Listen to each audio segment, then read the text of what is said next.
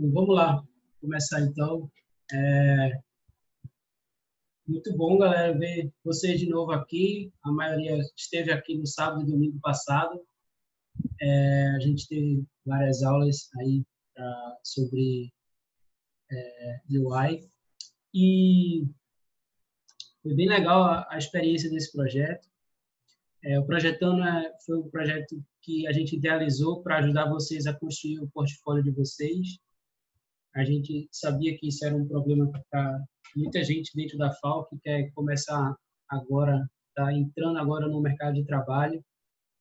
Então, a gente queria também terminar esse evento falando um pouquinho sobre o mercado de trabalho, né? Então, foi muito legal que o Gustavo e o Mauro aceitaram vir aqui bater esse papo com vocês. Hoje a ideia é a gente fazer algo bem informal mesmo, tá, gente?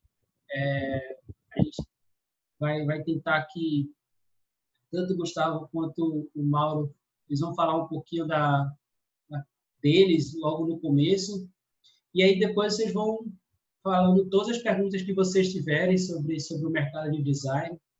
Quem é da arquitetura, mas está pensando em ir para o design, também pode perguntar coisas, e tenho certeza que eles vão ajudar muito a tirar todas as dúvidas de vocês. De antemão, eu agradeço a presença dos dois que estão aqui, e também a presença de todos vocês.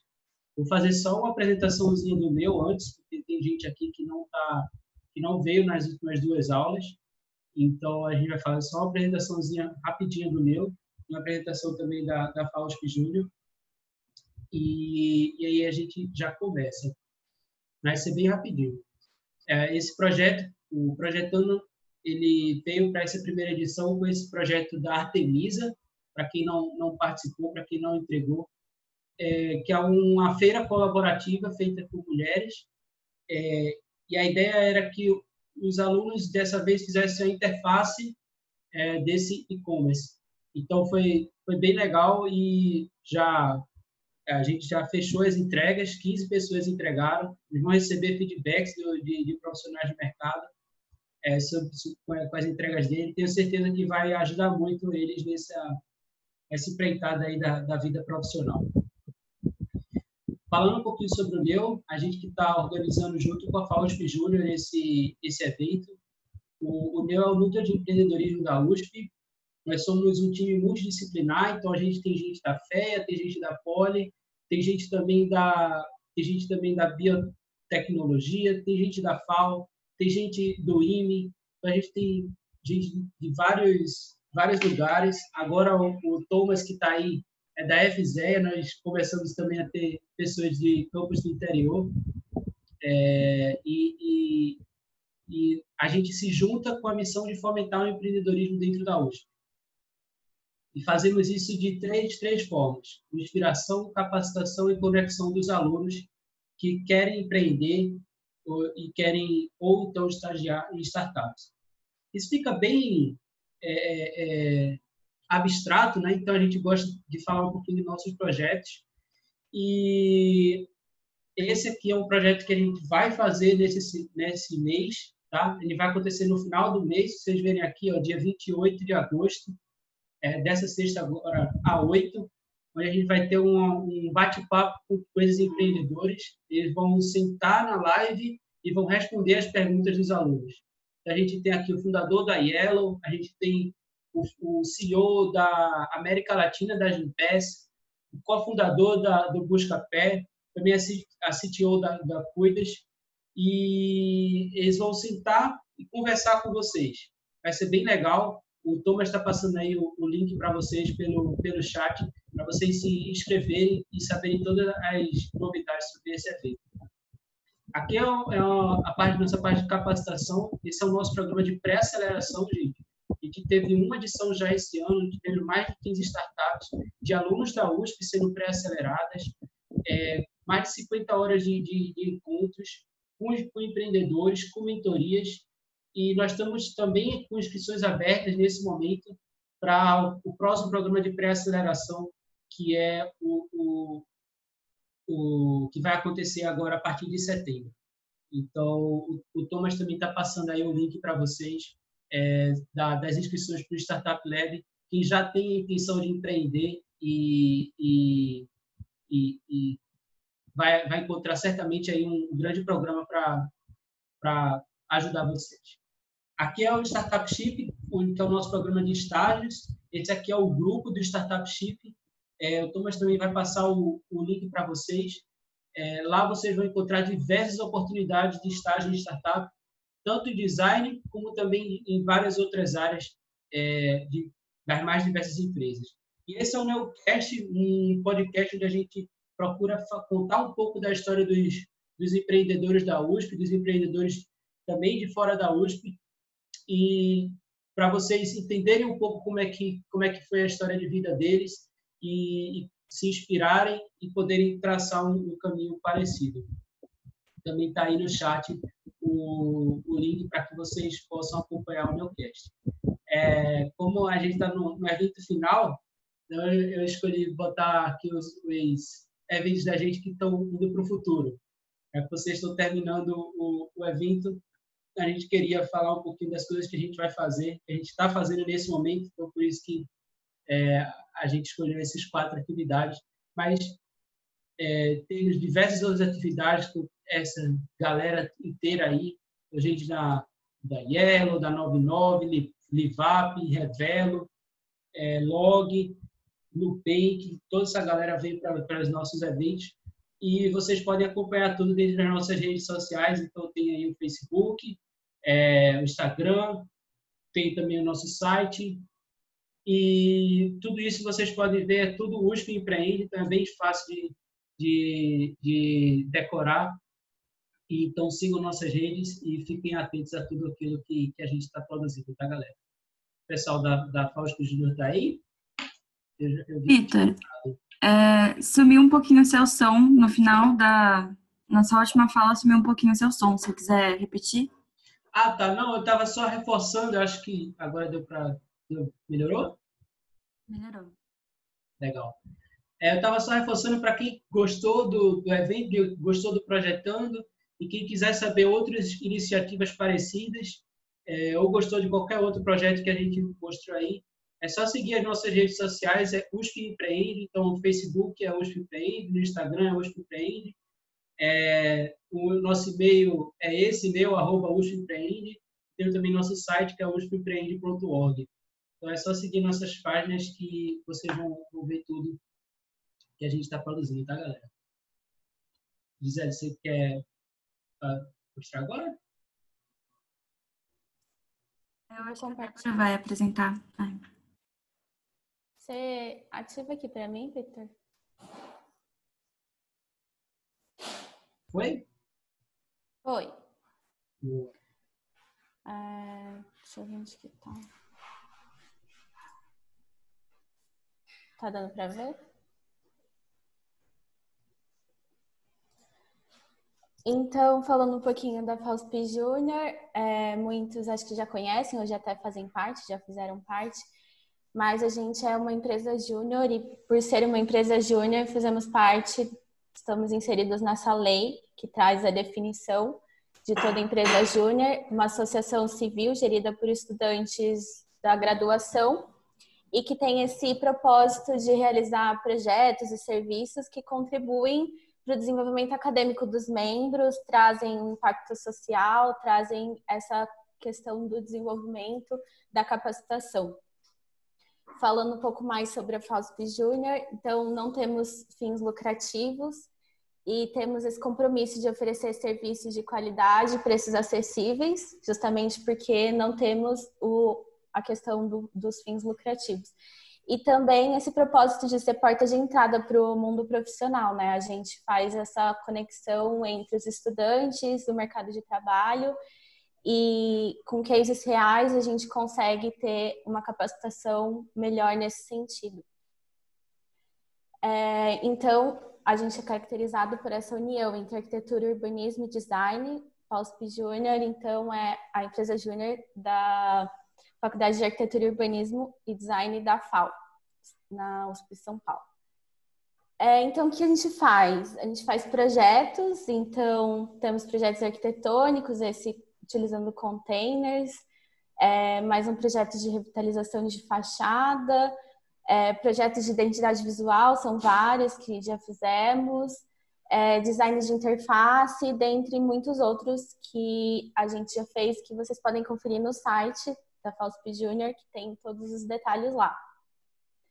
Além disso, a gente faz eventos como esse, porque a questão da capacitação não se restringe só aos membros da Júnior. A gente quer levar isso para os outros estudantes, para as outras pessoas que se interessam pelo assunto e promover a capacitação, o aprendizado de outras pessoas, além dos próprios membros da Júnior. Então, já fizemos vários eventos, como esse Mobilifal, que tratou da questão da mobilidade em São Paulo. O Faldecola, que tratou da sustentabilidade na construção civil, que foi esse ano, antes da pandemia. O Carreiras, que aproximou muito os estudantes do mercado de trabalho, com vários profissionais de diversas áreas, da arquitetura, do urbanismo e do design. Foi bem bacana. O evento foi 100% online, com muitos convidados. O pessoal gostou bastante. E, por fim, a gente está fazendo esse com o Neu, que tem essa proposta mais prática de trazer a questão do portfólio, de como construir o portfólio, um case real aí que as pessoas podem desenvolver e ter esse respaldo dos profissionais da área. Então, tivemos várias aulas para auxiliar no projeto. E agora a gente está encerrando com 2 profissionais da área que vão poder falar um pouco mais sobre o mercado de trabalho, sobre as suas experiências, carreira, cases e todas as dúvidas aí de vocês. A gente espera que vocês tenham gostado. Não sei se a Gizi quer colocar alguma coisa.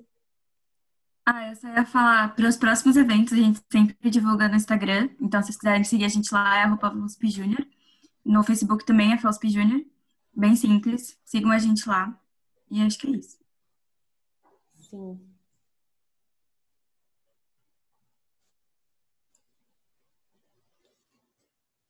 Boa. Valeu, Débora. Valeu, Gisele. Eu queria dar as boas-vindas aí para o Mauro e para o Gustavo.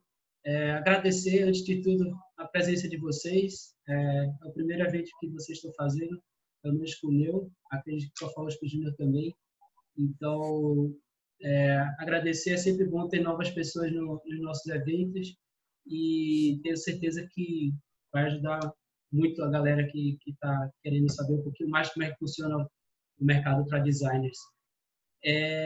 Queria só organizar um pouquinho, tá, gente? Na hora que vocês forem perguntar, tem um botãozinho de levantar a mão aí no Zoom.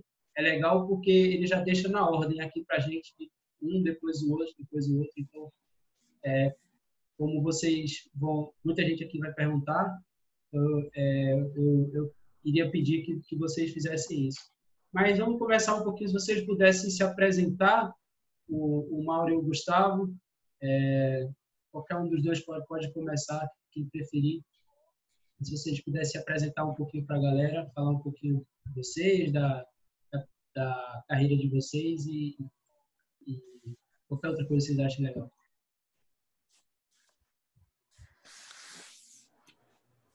Oi, eu sou Gustavo Teixeira, eu sou formado pela FAUSP há certo tempo. E logo que eu me formei, eu abri a Rex. Desde então, eu trabalho. Desde então, muita coisa aconteceu. São mais de 20 anos. Enfim, sempre trabalho. Assim, a Rex teve várias fases, várias vontades, vários desejos meus. Eu tive vários percursos, mas sempre trabalhando com design gráfico, design visual, né? Basicamente, design gráfico é um termo meio fora de moda hoje. Mas a design visual é o que eu fazia quando eu abri a Rex, é o que eu faço até hoje. E dentro de todas as transformações que não só aconteceu, né, no chamado mercado, no mundo do design, como também na minha trajetória pessoal, nas coisas que eu quis fazer e nas que eu não quis fazer. É isso. Resumidamente, é isso. Boa noite, pessoal. Em primeiro lugar, dar boa noite para todos aí. Dizer que é uma satisfação dividir a live aí com o Gustavo, que, enfim, conheço o trabalho da Rex, é muito bacana.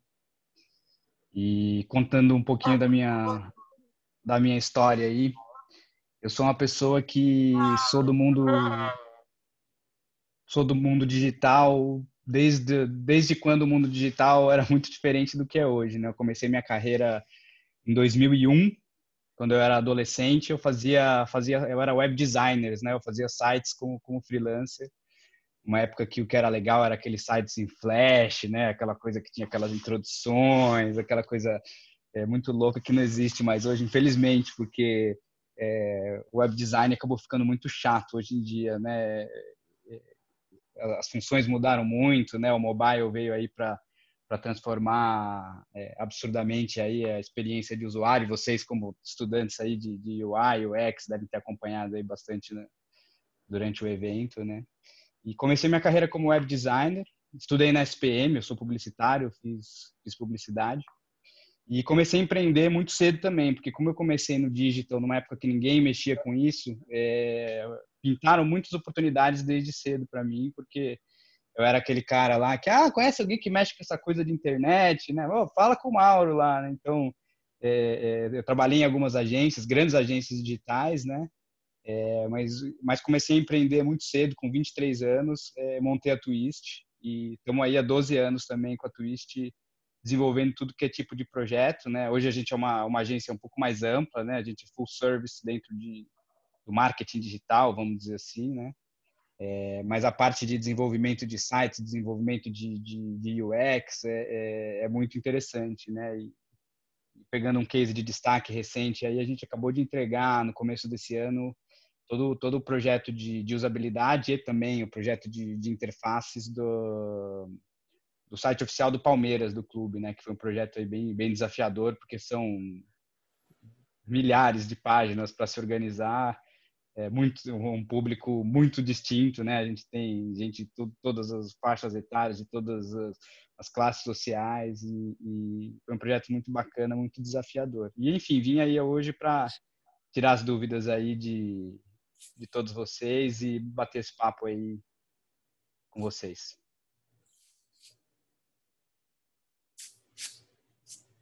Boa, boa. Valeu. Alguém quer começar, gente?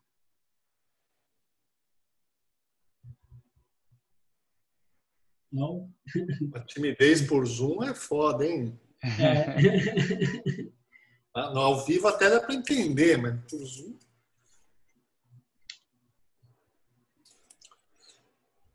Eu acho o que a gente pode trazer para começar, a gente tinha mandado um forms antes em relação às dúvidas que eles tinham sobre portfólio e tudo mais.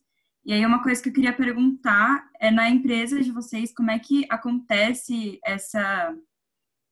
como é que faz a seleção das pessoas que entram? Então, o que vocês estão procurando nas pessoas, ou no portfólio, no currículo, ou é mais uma questão de entrevista e tudo mais? Como é que funciona isso? Posso começar, Mauro, essa? A gente vai revezando. Manda. Vamos. Eu acho que a gente podia estabelecer que você sempre começa e eu faço a segunda, daí fica organizado. Que eu às vezes eu só... Bom, vamos testar. Assim, tem uma questão que eu acho de portfólio, tem algumas coisas que são muito difíceis. Hoje, faz um tempo já que o portfólio não é o suficiente, assim, não é o suficiente para se analisar. Quer dizer, basicamente, aquela ideia de que você pega seus trabalhos, reúne da melhor maneira possível, faz a melhor produção possível e ela te apresenta, não é tão, assim, pelo menos para a Rex já não funciona faz muito tempo. Por quê? Primeiro porque assim, normalmente um portfólio, quer dizer, um portfólio clássico é o quê? É uma seleção de projetos, né? Você estuda, você fala, puta, eu fiz todos esses projetos na faculdade, vou pegar os 10 melhores, sei lá, os X melhores e vou juntar e vou... O que é melhor, nem sempre é melhor para quem, né? Então tem uma coisa de uma pertinência para onde você vai mandar. Isso é uma coisa que eu percebo, assim, o portfólio melhor para mim não é... Assim, lógico que no caso do Mauro a gente faz coisas muito diferentes, então, obviamente, não é a mesma coisa. Mas se você pegar outros escritórios que fazem design gráfico, design visual também, não acho que dá para você falar, são as mesmas coisas que pegam. Então, assim, não existe um valor absoluto num projeto. Existe um valor relativo. Segundo, que quando você recebe um projeto, ainda mais para o estudante, você não sabe exatamente o que aquela pessoa fez no projeto. É um fato, né? Não só porque muitas vezes são trabalhos em grupo e tal. Então, eu já recebi portfólios de 3 pessoas em processo seletivo mais aberto, 3 pessoas mandando os mesmos projetos. Então, claramente, elas fizeram um grupo a faculdade toda e mandaram os mesmos projetos. Você não sabe quem fez o quê. E, além do que, hoje em dia, você tem uma coisa que eu já vi perguntas de estudantes falando que essa coisa do Pinterest, de referência, é muito fácil. Então, um projeto parecer bacana, você não tem o contexto, né? Um projeto de design tem uma coisa que eu acho que é muito... Mais do que o resultado final, por isso que me incomoda um pouco aquelas discussões, sabe? Sai a marca nova da Casas Bahia. E aí, gostaram? Ah, eu não gostei. Ah, ficou bom, ficou ruim. Quer dizer, esse tipo de análise é uma análise muito superficial no processo de design que passa por N, até se tornar aquilo que está visível, passa por N coisas. Então, o que a gente faz? Dentro desse cenário, o que a gente faz? Primeiro, tem algumas perguntas que a gente faz, que são basicamente 2. Hoje em dia são 2. Uma por que você quer vir trabalhar aqui? E o que você quer fazer? Como você vê o design? Não são perguntas, são testes. Primeiro, são muito mais para ver se a pessoa não está disparando o currículo que acontece, né? Sai um processo seletivo, mais da metade do que chega a pessoa está mandando, não sabe nem para onde está mandando. E a gente pede para selecionar, e hoje a gente não pede para mandar portfólio, a gente pede selecione 3 projetos que você acha que tem a ver com a gente. Às vezes, para vagas específicas, a gente fala um projeto de tal coisa, um projeto de tal coisa. Esse tipo de filtro que a gente faz, ele é muito mais porque assim, e aí a gente seleciona 3 e conversa com os 3. Eu, normalmente, na conversa, eu não estou muito preocupado que a pessoa fale dela. E nem preocupado em falar bem de mim. Pelo contrário, eu sou o pior possível. Assim, eu falo todos os defeitos que eu tenho. Não o pior de escroto, mas o pior de, assim, começar a falar, delirar. Quantas vezes que eu estou fazendo aqui? Começa a delirar e tal. Porque, assim, que eu sei que se a pessoa olhar com uma cara de sei que esse cara já não vai dar certo. E não é que não vai dar certo por incompetência da pessoa. Não vai dar certo porque, basicamente, acho que quando você pensa assim, eu preciso me colocar no mercado de trabalho, você não tem que pensar assim, eu preciso arranjar um emprego. Você tem que pensar assim, eu preciso encontrar um lugar que eu tenha sintonia com esse lugar para que eu possa me desenvolver nesse lugar e ajudar esse lugar, enfim, para que exista uma combinação que gere frutos dos mais diversos. Eu vejo gente que às vezes quer trabalhar, porque quer trabalhar em qualquer lugar, e você fala assim, sei lá, coisa que não dá. Você fala, eu tinha uma vaga para tal coisa. A pessoa mandava coisa de outra coisa. Eu falava assim, mas a vaga é para tal coisa. Mas eu topo. Dava 2 meses, então. Não é para mudar para aquele negócio? Não dá, você falou do negócio. Então eu acho que assim, a montagem de portfólio não pode ser uma coisa absoluta. Ela tem que ser assim, eu quero montar meu portfólio para trabalhar em tal lugar fazendo tal coisa. Então, esse é o tipo de raciocínio. E conhecer o lugar que você quer trabalhar, conhecer o porquê que você quer trabalhar lá, saber explicar por que você quer trabalhar nesse lugar. Quer dizer, todas essas coisas fazem com que o portfólio, mais do que um apanhadão de o melhor que eu fiz na faculdade, seja quase como uma cantada bem-dada no lugar que você quer trabalhar, vamos dizer assim. Sabe? É isso. Não existe... que nem se fala assim, como é que eu desenvolvo minha sedução? Depende de quem você quer seduzir. Né? Eu acho que esse para mim, o principal é isso. É você decidir quem que você quer, o que você quer. E ir atrás do que você quer.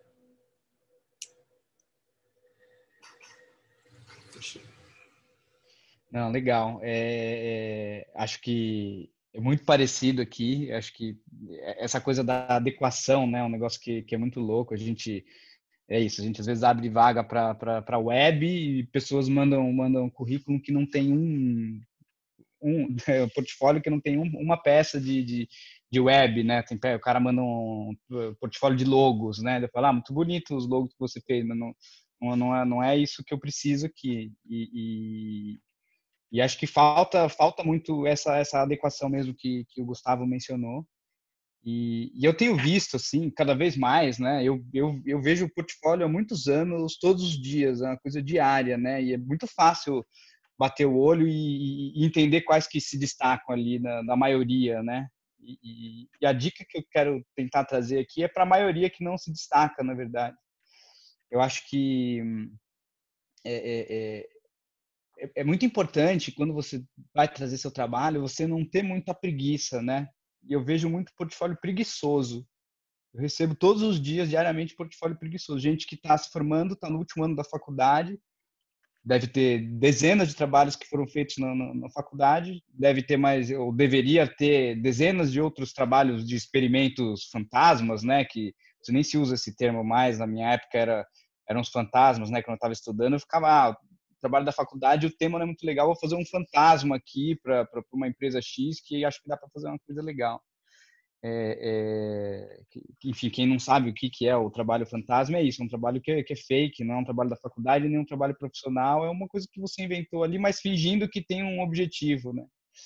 E essa adequação é muito importante, né? A gente vê portfólio, eu recebo, às vezes tem 3, 4 peças, uma ilustração que a pessoa desenhou à mão, né? E não tem muito o que se propõe à vaga. E eu vejo isso todo dia, né? Então, assim, não tenham preguiça de montar um portfólio campeão, porque é difícil, né? As vagas boas para trabalhar em lugares bacanas são escassas, né? E quem está afim de fazer um portfólio diferenciado é quem vai, de fato, entrar nos lugares bacanas e não onde sobrar, né? Vamos dizer assim. Então, essa é a principal dica, né? E tentem pensar muito nessa coisa da adequação. Eu recebo muito, assim, a maior parte dos portfólios que eu recebo tem muita coisa de ilustração, né? Portfólios de designers, né? Aquele trabalho principalmente ilustrações feitas à mão, né? Às vezes até um pouco de pintura, que acho que é até mais legal, só que ou aquelas ilustrações vetoriais, ou aquela coisa que a pessoa vetorizou em cima de uma imagem, né? Isso não mostra o talento da pessoa para, enfim, criar um conceito, criar uma coisa diferenciada, né? Então é importante tentar mostrar esse potencial criativo também, e além de vetorização, e olha, eu sei desenhar, né? Acho que pessoas que sabem desenhar bem, você tem, enfim, quando eu estava na quinta série, eu tinha amigos que faziam desenhos incríveis com lápis, caneta Bic, e não é isso que vai te diferenciar para o mercado de trabalho, né? Preciso pensar na adequação de, legal, o que eu faço quando eu estou vendo um portfólio? Eu olho, legal, essa pessoa aqui, eu penso todos os projetos que eu tenho na cabeça ali. Em qual projeto que eu posso encaixar essa pessoa dentro de tudo que eu tenho aqui? E a Twist tem uma oferta muito variada, né? E muitas vezes eu não consigo encaixar em nada. Não consigo, esse cara não serve para a vaga que eu tenho ali de web, não serve para a vaga que eu tenho de social media para fazer banner, de arte final para fazer... Então, acho que é muito importante tentar trazer esse olhar para o que o mercado está precisando também, né? O que uma agência de web design precisa? Eu preciso ver interfaces de sites bacana e fora da caixa e mostrar que você tem essa noção de UI, UX bacana, né? Não ver que você sabe ilustrar bem a mão. Isso talvez possa entrar ali no portfólio como um plus ali para mostrar, olha, eu também ilustro muito bem, eu tenho essa noção artística, estética, né? Mas não pode ser só isso, né?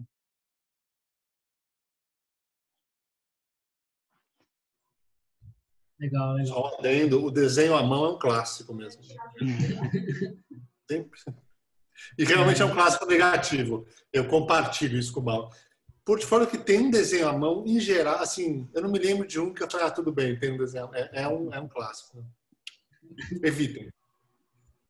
Não. O duro é só aquelas vetorizações em cima de foto, né? Aquela coisa que você não tem, mostra que você sabe usar a Paint do Illustrator, né? E ok, né? Não mostra nem que você é um artista, nem que você é uma pessoa que tem boas ideias, que está preparado para trazer conceitos, né? Mostra que você sabe usar uma ferramenta de vetorização, ou que você... Tem uns até que é preguiçoso, você vê que não foi nem vetorizado à mão, o cara meteu um live trace lá e botou aquilo no portfólio como se fosse... olha, né, que arte que eu criei aqui. Pô, gente, não dá, né? Mas o pior que eu recebi, portfólio na minha vida, foi um que tinha um trabalho meu. Mas, enfim, mas não era um desenho à mão. Mas eu esqueci o que eu ia falar. Vamos para a próxima pergunta. Esqueci. Um complemento. Só avisando o pessoal, quem não está conseguindo aí levantar a mão, vocês podem apertar em participantes. Aí tem lá embaixo, tem uma série de coisas para você fazer. Sim, não. Aí tem um que é Raise Hand. Aí você clica lá que consegue levantar a mão. Mas o Natão já levantou a mão, quer fazer a primeira pergunta. Oi, gente. Na verdade, eu tenho duas perguntas. A primeira é... Bom, eu sigo alguns designers no LinkedIn, né? Tenho contato com eles e eu vi que eles saíram das empresas que eles trabalhavam antes. Não sei se eles foram demitidos ou se eles saíram por conta própria, mas foi agora na pandemia. Aí eu queria saber como vocês acham que a pandemia influenciou o mercado do design no Brasil.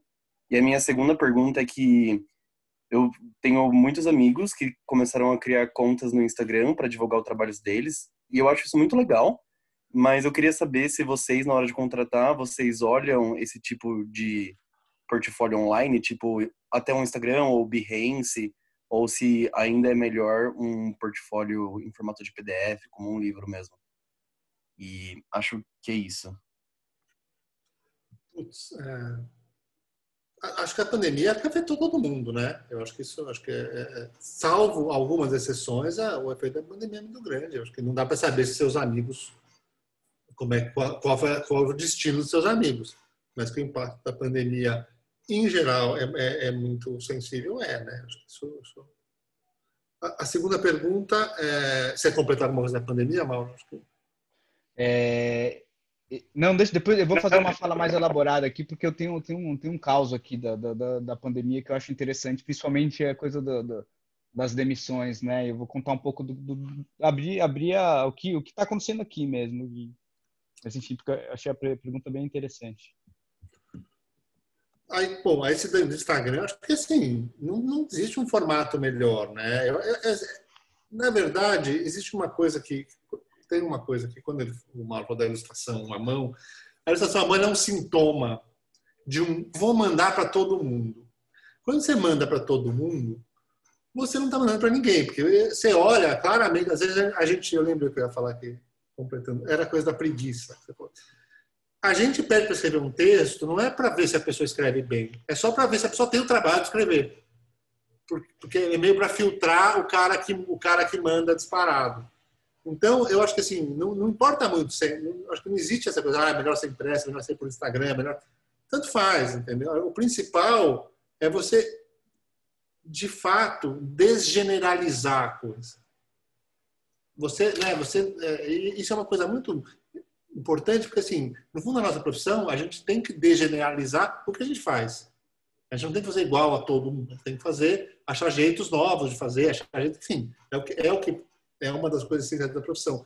Então, nessa parte, a gente não tem que olhar o geral, a gente tem que olhar o específico. Você quer trabalhar aonde? Com quem? Como? E aí vai atrás disso, né? Acho que é difícil falar assim, as pessoas têm emprego, não têm emprego. Depende, tudo depende. Tudo depende. Então, não existe uma, assim, é melhor fazer Instagram, é melhor fazer... Depende do que você faz, depende de como você faz. Não existe assim, eu valorizo, se o cara mandou um portfólio impresso, tem... diferença. Eu acho que não deve fazer diferença para ninguém, na verdade. É claro que fotos no Facebook mas todo mundo pesquisa todo mundo, né, na hora de entrevistar. Então, assim, enfim, tem redes sociais que são um pouco além da conta. Eu acho que essa coisa do formato também, eu não dou muita bola também. Acho que importante é você conseguir mostrar o seu trabalho da melhor forma possível. Eu só tenho uma crítica quanto ao Instagram, especificamente, porque imagina que eu trabalho no monitor aquele da Apple, que, enfim, gigantesco. O Instagram, que, enfim, eu gosto de ver as coisas grandes, vamos dizer assim, né? E o Instagram é uma rede social mobile ali, né? Você tem um espacinho quadrado para mostrar o seu trabalho ali. Muitas vezes não é suficiente para você mostrar a abrangência do seu trabalho. Então, por isso que talvez não seja a mídia mais interessante para você pensar como lugar para expor o seu portfólio.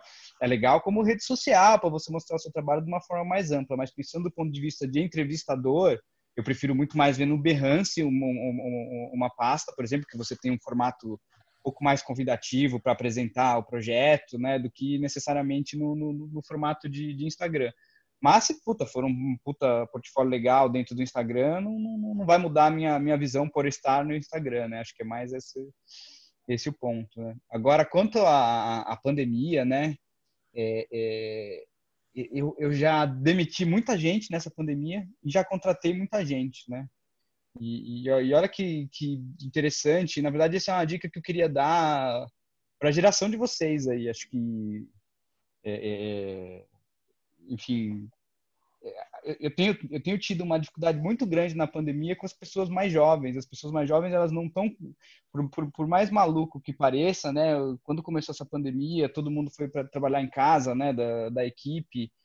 Primeiro momento eu fiquei desesperado. Falei, pô, tenho 20 pessoas ali no escritório, eu tenho uma rotina que já roda, agora essas pessoas fragmentadas para eu gerenciar à distância vai ficar muito complicado. E no primeiro mês rodou muito bem, porque a gente já tinha a ferramenta de gestão de projeto, etc. Funcionou bem. Só que a partir do segundo mês, eu senti que estava muito difícil competir com o Netflix, estava muito difícil competir enfim, com distrações da pessoa no home office. E as pessoas mais jovens, que eu esperei que, por serem mais jovens, mais descoladas, tivessem mais aptidão para o home office, não tiveram a disciplina necessária, assim. Eu tive uma queda de produtividade de alguns profissionais que foi absurdo, e a gente, conversa, dá 1, 2, 3 feedbacks, só que daí a gente tem a conta para pagar, o cliente ali no nosso cangote ali precisando entregar, e a pessoa, né, então diminuiu muito a produtividade. Então, por mais que no meu negócio do ponto de vista do business não foi tão afetado, porque de fato eu rodo muito no digital, né? O serviço que eu vendo, de certa forma, é um pouco lenço nessa crise, né? Muita empresa, e agora preciso investir mais no digital porque não consigo mais no mundo físico, né? Então, só que eu tive que mandar muita gente embora porque as pessoas não conseguiram se adequar ao home office. É uma coisa muito louca. Eu nunca achei que isso ia acontecer, né? No primeiro momento foi aquele baque, a gente tive a primeira reação de pelo menos metade dos meus clientes foi cortar 10, 20% pelo menos dos FIIs que eu tenho aqui, que eu tenho muito cliente que é FII, né, não é pontual. Mas foi um baque do ponto de vista, só que eu comecei a ter muito problema de equipe, né, das pessoas deixarem de render, de produzir, às vezes uma semana a pessoa ali desenvolvendo um projeto, você acha que o cara tá uma semana fazendo, vai me entregar um negócio lindo, né? Daí você vai ver que o cara entregou uma semana, enfim, a gente que tem experiência sabe o tempo que leva, conhece o potencial de cada profissional que trabalha com você, né? Você vê que o cara em uma semana entregou um trabalho que podia ter sido feito em 4 horas, em meio dia de trabalho, né? Então, eu acho que isso que eu senti muito, né? Pelo menos aqui, não sei como isso reflete no resto do mercado. Tô falando da minha experiência. Mas eu tive experiência de pessoas que despencaram a performance mesmo. Simples assim.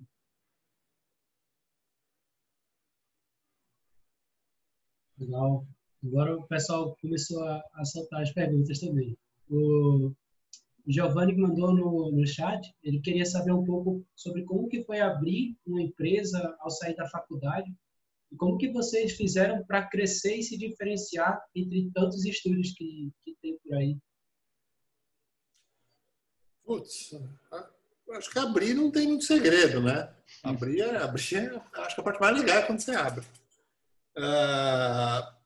É difícil responder essas perguntas assim um pouco. Acho que cada história é uma história, né? Eu acho que talvez pontos em comum das histórias que são consideradas histórias que deram certo, né? Eu acho que tem um pouco de persistência. Eu acho que demora mais do que parece que vai demorar. Acho que eu estava pensando nessa coisa do portfólio, né? Existe uma passagem, um negócio do design tem uma coisa que eu acho que é muito interessante. Esse momento do portfólio é uma passagem, voltando ao desenho à mão, como exemplo, Desenho à mão, ele é aquele momento, sabe? Quase como você mostra para os seus pais. Fala, olha, que bonitinho que eu fiz. Lógico que eu não estou... Mas assim, o trabalho de design é você sair do mundo, é você saber conversar com o mundo, conversar com outras coisas.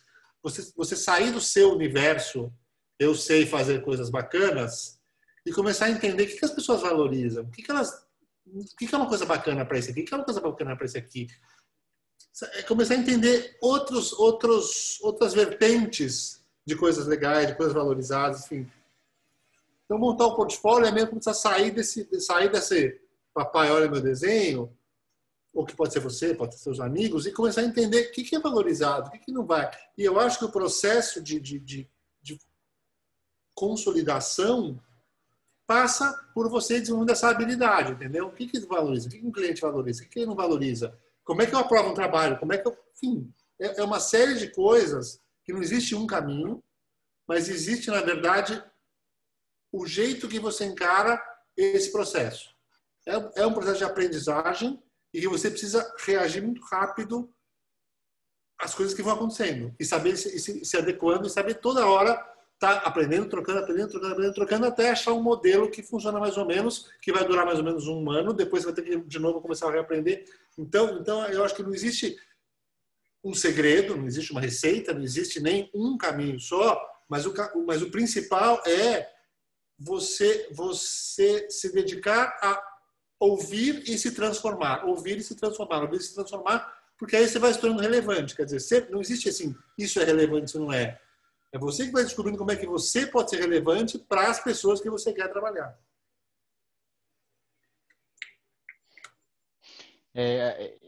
Trazendo um pouco da minha experiência aqui, é muito difícil você empreender mesmo, empreender na área de...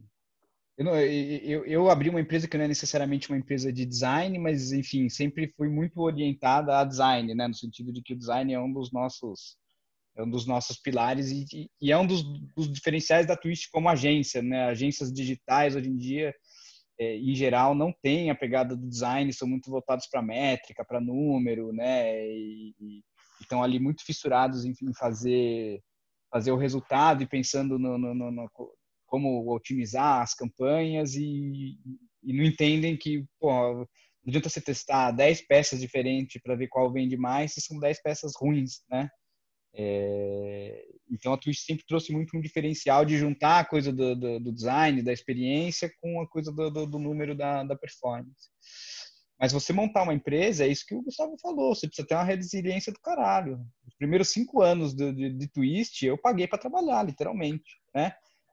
Os primeiros 2 eu morava com os meus pais ainda, depois, enfim, eu casei, mudei com a minha esposa e tudo que eu tinha de economia juntado nos anos que eu trabalhei em agência e fazia freela e não sabia como era, ganhava muito dinheiro fazendo freela, porque você já tinha o meu salário, tudo que entrava ali no freelancer ia para a poupança lá, para aplicação financeira. Então, eu juntei muito dinheiro que até me deu um conforto para abrir a agência. Só que daí eu fiquei 5 anos gastando esse dinheiro, porque não né?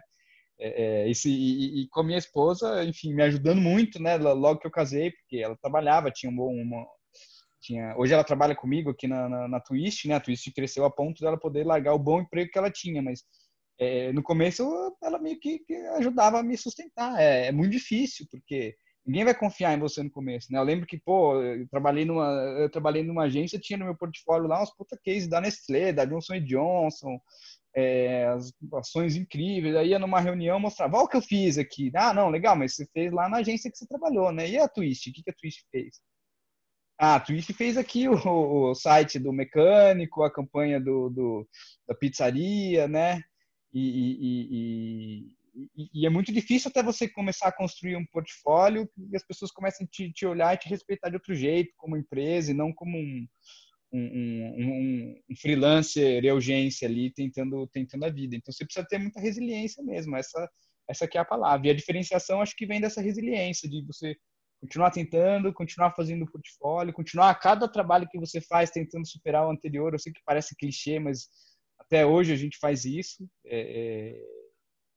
gastando mais horas do que se vende. Isso é uma coisa que eu vejo muita gente errar no começo. Então, por exemplo, eu cobro por hora aqui na Twist, né? Então eu faço uma estimativa em horas. Então eu preciso fazer um projeto, esse projeto vai ser 200 horas, custa X reais por hora, o projeto vai custar tanto, sei lá, 10 mil reais o projeto. O que eu conheço muita gente que faz? Se eu vendi 100 horas, eu tenho que entregar 100 horas, não vou entregar 110 horas, né? Porque o cliente não pagou para isso. E às vezes esse pouquinho a mais que você faz é justamente o fator de diferenciação que vai fazer você fazer um portfólio um pouco melhor, vai deixar o seu cliente um pouco mais satisfeito, vai começar a gerar indicação, porque no fim, indicação é tudo, né? Não sei como que é a experiência do Gustavo, mas a experiência do Twist, 100% de tudo que a gente conseguiu de cliente, principalmente os clientes grandes, né? Os clientes menores ainda vem do esforço um pouco mais prospectivo, né? De fazer campanha, anunciar, mas os clientes grandes que a gente tem aqui, 100% veio de networking, de indicação, de ex-clientes que estavam muito satisfeitos com o trabalho e se mudaram de lugar e indicaram, ou alguém pediu indicação e indicaram. Então, acho que fazer um bom trabalho e ser resiliente se eu pudesse resumir ali, acho que os dois principais pontos aí para conseguir essa diferenciação. Não, eu concordo. Assim, a Rex toda foi feita com recomendação. Gente que fez, gostou, recomendou para o outro. Gente que fez, gostou, recomendou para o outro. E aí tem isso também. Ele falou esse ponto que eu acho muito importante, quer dizer, eu sempre quis fazer o melhor possível. Se isso estava dando lucro ou prejuízo no projeto, é a vida. Você tem que ir aprendendo a lidar com isso, né? Não tem como... Ainda mais projetos que envolvem criação, em que é muito difícil você mensurar quanto tempo você vai demorar para aquilo. Eu sempre também adotei essa tática aí de que se mostrou muito acertada, que é de realmente fazer o melhor. E se levou mais tempo do que eu achava que ia levar, eu aprendo para o próximo. Sempre foi construído boca a boca. Quando eu estudei na FAO, eu ouvi assim, se você não tem contato nessa profissão, se você não tem contato, você está fudido, né? E era um contato no sentido, se você não tem amigos. E eu falava, puta, não tenho, né? Minha família é de Sorocaba, né? Mas eu descobri que, na verdade, é o trabalho que faz o contato sólido. Isso é uma coisa que, às vezes, as pessoas não valorizam muito. E no fundo, é o segredo. Se você faz um trabalho bem feito, está fazendo um trabalho bem feito. Está fazendo um trabalho bem feito, 1 hora, pode até demorar. Demora mesmo, né? Mas 1 hora vai, e quando vai. Então, não é você. Não é essa ideia, eu acho que muita gente se vende uma ideia de networking, que é uma ideia muito pessoal, de, sabe, ir em festas. E não é isso. Networking é o seu trabalho bem feito. O seu trabalho fala por você. Se a pessoa está feliz com o seu trabalho, e não só com a qualidade criativa, né? Se ela está feliz com a qualidade criativa, com cumprimento, de prazo, preço, toda essa parte, com sentir que tem uma relação legal, tem uma honestidade, quer dizer, todo esse pacote da prestação de serviço, porque também a gente não pode esquecer que a gente presta serviço, né? A gente não somos só gênios criativos, somos prestadores de serviço como qualquer prestador de serviço. A pessoa vai indicando e aí você vai se diferenciando. Não existe um momento, né? Não existe assim o momento. É uma coisa aos poucos. Quando você vê, você fala, putz, né? Como foi? Mas você tem que estar construindo sempre e nunca tem uma coisa que eu acho que é muito, que eu aprendi também, que é muito traiçoeira, é que não existe o conforto. Não existe a hora que você fala, puta, tá bom, né? Puta, fui, agora cheguei aqui, vou dar uma relaxada e curtir. Não existe, não existe. Se fez isso, ou você está subindo ou você está caindo. Não, nunca está. Então, não existe isso. E tem uma outra coisa que eu acho que é muito importante também nesse negócio de por onde ir, é você acreditar no que você gosta de fazer. Se isso é o que está na moda, não está na moda, você tem que ir achando jeitos, assim, você é melhor no que você acredita. As transformações que eu tive na minha trajetória na Rex, elas foram motivadas por eu perceber que eu estava fazendo coisas que eu já não acreditava muito. E ao não acreditar muito, eu não me dedicava tanto quanto eu deveria. Então, é uma série de coisas que antes de você fazer, vou fazer esse kit, vou montar, vai ter sucesso. Não, você tem que adotar para a vida. Enquanto você estiver trabalhando, junta tudo e vai fazendo todo dia.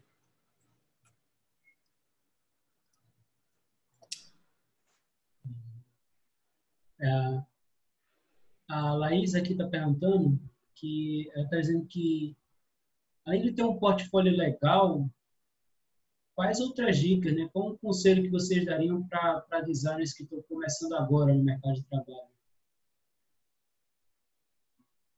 Eu acho que esse exemplo que o Mauro deu é bom, né, do Netflix. Eu acho que assim, tem uma seriedade aí, tem que ter uma seriedade, você tem que ter uma seriedade, não tem jeito. Como se diferenciar? Você se diferencia se dedicando, né? Acima de tudo, se dedicando. Acho que as pessoas confundem muito a economia criativa com oba-oba, né? Acho que eu sou designer, eu sou publicitário, arquiteto, então eu sou descolado, então eu posso, enfim, cagar a minha arte aqui e depois, enfim, e é muito do que o Gustavo falou anteriormente também. Enfim, é prestação de serviço. Você tem um cliente por trás pagando, querendo ver resultado. E é muito assim, para mim é muito claro. Todas as pessoas que cresceram dentro da Twist aqui comigo, eu tenho profissionais que estão comigo há muitos anos, que, né, estão é invariável, nem sempre são os mais talentosos, são os que são mais dedicados, são os que resolvem o problema. Às vezes eu já tive pessoas que tipo eram talentosíssimas, mas não me conseguia resolver o problema. Porque, enfim, faltava comprometimento, estava contando com a pessoa deixava de entregar, e sobrava porque se alguém deixa de entregar e você tem um prazo, sobra para o colega do lado fazer, né? Muitas vezes o colega do lado nem é tão talentoso, mas foi o que foi lá e resolveu o problema da empresa e o problema do cliente, é o cara que se destacou.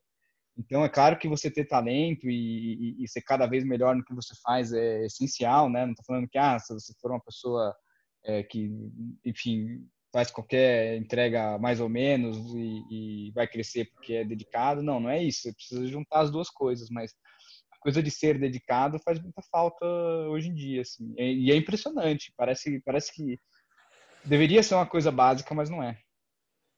Acaba sendo um diferencial. Assino embaixo.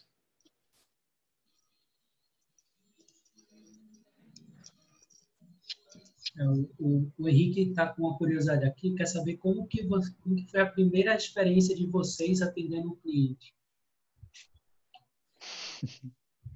Putz, acho que foi assim, eu fiz várias coisas péssimas, né? Assim, erradas. Assim, a primeira, eu lembro que eu estudava na FAO, por exemplo, eu tinha um grupo, né? A gente era quatro colegas de turma e a gente tinha um laboratório, né? O LPG tem ainda, né? A gente ficava no LPG, tal, começou a fazer uns concursos de marca, tal, e enfim, aí foi aí que fundou a Rex. Eram 4, um saiu antes, 3 a gente fundou a Rex, depois saíram os 2, fiquei só eu. Mas enfim, era a gênese da Rex. E aí a gente só fazia concurso. E a gente ganhou uns concursos e aí ficou animado. Aí alguém arranjou um contato numa fábrica de tênis, na Vila Maria. E a gente botou umas roupas sociais, mas assim, quando você tem 20 anos, né? Mas foi uma desgraça a reunião. Foi todo mundo, quatro marmanjos na reunião. O cara nunca retornou, né? Foi a primeira reunião. Foi essa. Enfim. Não é fácil, né? Eu acho que tudo criativo tem um quê de introvertido, né?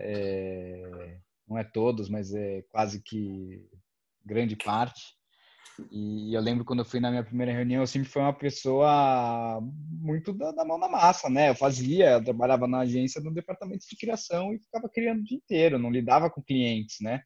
Aí o dia que eu tive que lidar com o cliente foi um pesadelo, assim, eu não queria. Na verdade, uma parte da minha história era tão difícil para mim no começo ir nas reuniões e fazer reunião. Eu lembro de gaguejava para falar, era um negócio surreal, assim, eu tinha medo, né? Eu tinha pavor, porque apesar de ter super propriedade para ir lá e falar, porque eu já tinha uma experiência legal, mas não era a minha pegada. Que eu cheguei a ir atrás de um sócio, né? E cheguei a começar uma sociedade com um amigo meu, só para ele fazer essa parte do atendimento, de ser esse cara do executivo, CEO da história, né? Não, eu fico aqui criando e você vai tocar essa parte do negócio, né?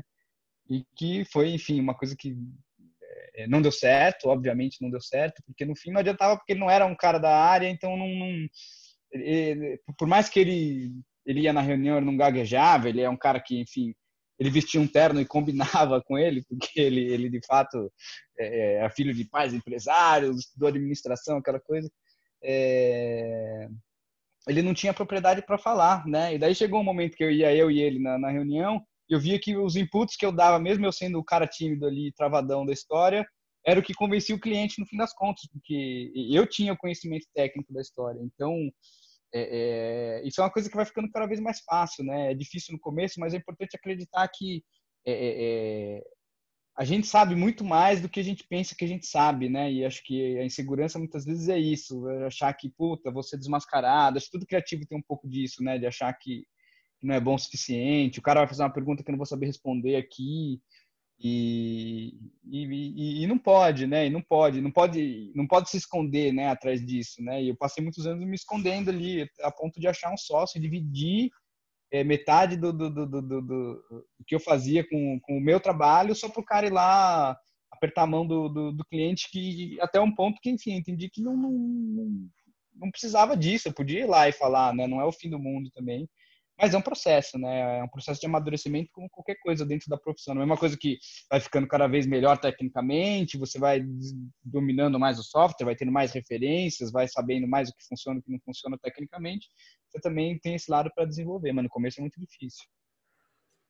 Mas eu, só completando um pouco, tem uma coisa que é importante você se expor, porque você aprender a apresentar, dialogar, você aprender a apresentar não é só tem uma visão que eu acho que é uma visão errada, um pouco acadêmica, que é defender uma ideia. Não é defender uma ideia, é você aprender a apresentar, argumentar, negociar, ouvir, no meio da reunião reformular. E isso, quanto mais você se expõe a isso, mais você aprende a lidar com essa situação, e essa aprendizagem reflete no seu trabalho. Você aprende já a ouvir, antes de você pegar um projeto, quando você vai ouvir uma reunião de briefing, por exemplo, você já começa a fazer as perguntas que você sabe que vão ser perguntas que vão ser feitas depois da apresentação, por exemplo. Então, essa ideia de você... eu também não era uma pessoa...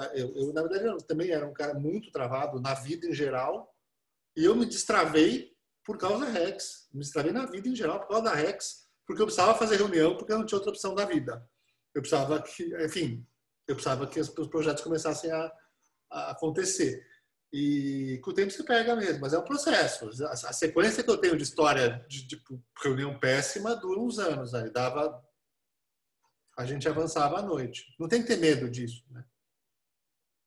É claro, tem que aprender. Essas coisas assim, tem uma coisa, o erro, viva o erro. Na verdade, viva o erro se você aprender com ele. Se você não aprender, não adianta nada errar, né?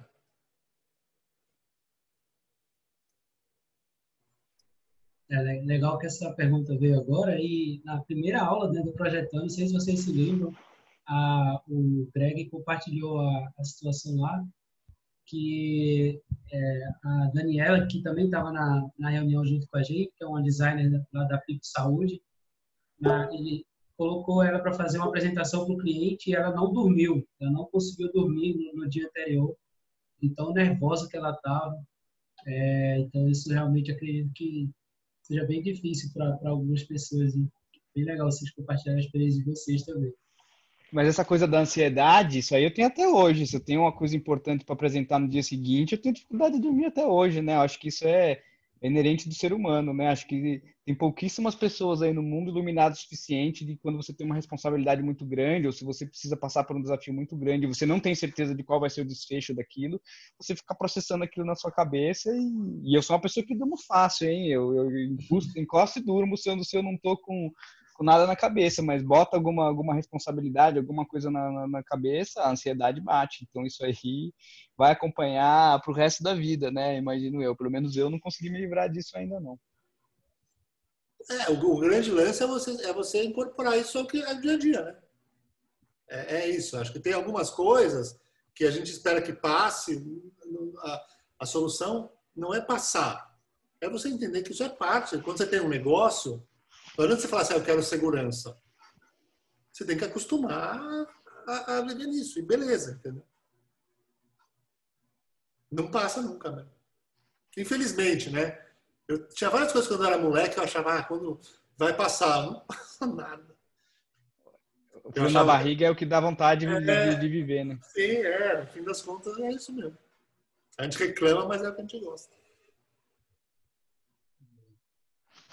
Adília Dias mandou aqui no chat. Boa noite. Hoje percebo que muitos designers acabam tendo que enveredar seu ramo de atuação para o marketing ou publicidade, já que muitas vezes, quando se trata de ser funcionário de uma empresa ou indústria, o maior cargo ocupado é de diretor de arte, e nem sempre com salários incompatíveis.